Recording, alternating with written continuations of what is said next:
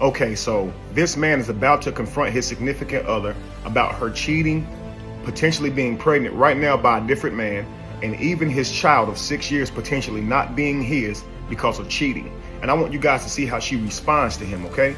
Let's get into it. What you got going on? Why you got that phone? What is going on? Why am I hearing you pregnant? Who you heard that from? It don't matter. Are you pregnant? I might be. All right, so he came and asked a clear question. I heard that you were pregnant. Instead of just saying, yes, I'm pregnant, because again, they can't handle conflict. The goal is to get to the end of the conflict, have as reasonable as possible conversation to get to the conflict, but she can't answer a simple question. She knows she's pregnant, but instead she wants to know, where you hear that from? This is an attempt to gain control over the conversation, family.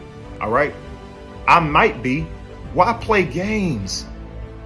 Any person right here who's infuriated about the situation, if they hear you say you might be, they're gonna dial in on what you mean you might be, right? But let's continue. By who? I mean, how could it be you if you ain't even home? You never. Simple question. By who? Did she answer that question? It was just a bigger question. How could it be you if you ain't ever home? You see that? And again, family, you're attempting to resolve conflict with another adult. Regardless of how difficult that conversation is, both parties should be working to try and complete this conversation without creating outrage, without creating havoc and confusion and chaos.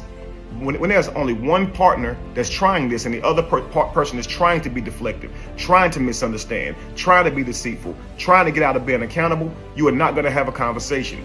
And regardless of whether or not they are a narcissist, you deserve better if you are the one trying to have a reasonable conversation. This means that you will be trying to have a reasonable conversation, but because they are not, you will not get it resolved. You will either be standing there arguing for days, have foggy brain, be tired, exhausted, be confused about life and your situation, or you'll just have to ignore them, give them their way, and still be hurt. But it will not be resolved. All right? Let's continue.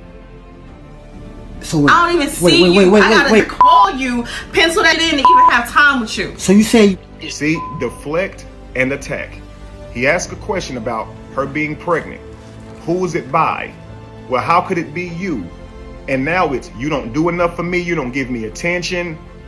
We can't even get to the bottom of it. Are you pregnant? Who is it by? Well, you ain't been there for me, and you ain't been doing this, and you haven't been doing that. Deflect, attack, misunderstand, word salad. Let's continue. Pregnant is not mine, and you living here? Why pay all the bills at? That's the least you could do. Are you out of mind, Keisha? That's the least you could do. Okay, so you think you're gonna stay up in my house while you pregnant by another man and I pay for everything? That's the least you could do. Entitlement. Why do you believe that's the least he could do? As if he should be doing more. Why do you believe that some man should be footing the bill for your existence and you're carrying another man's child? Why do you believe that that's the least he could do? This is what I mean by grandiose. Like, they believe that they are better than you even without achievements. They believe that they are better than you even without success or proof of being better than you. They actually literally think they're superior to you. And if they're in a relationship with you, you got to cater to them, or they have every right to ruin your world. You understand? Let's continue. What you mean? You've been neglecting me for a long time. So you going baby on me?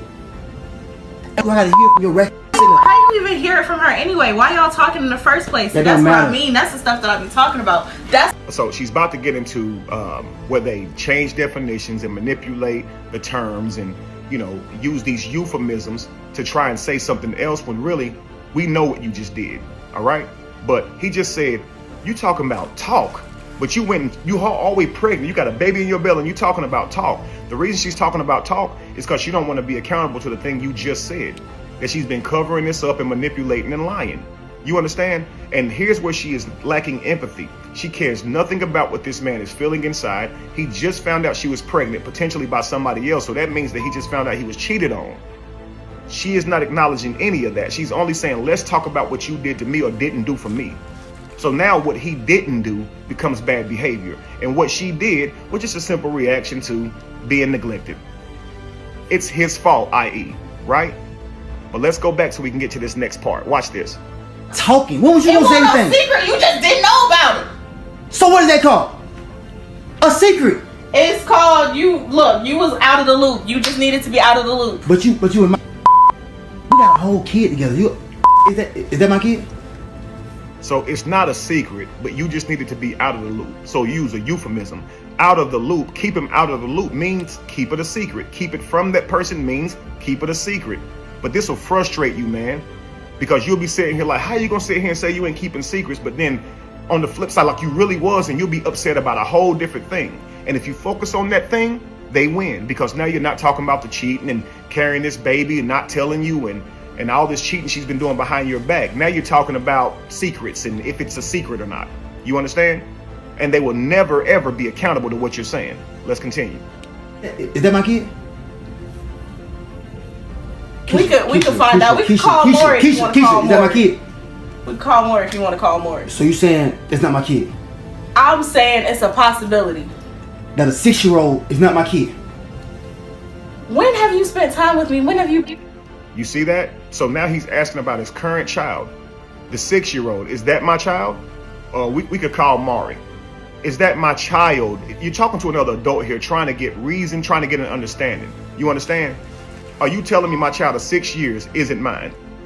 Not, well, there was somebody else. No, it's you. When the last time you spent time with me?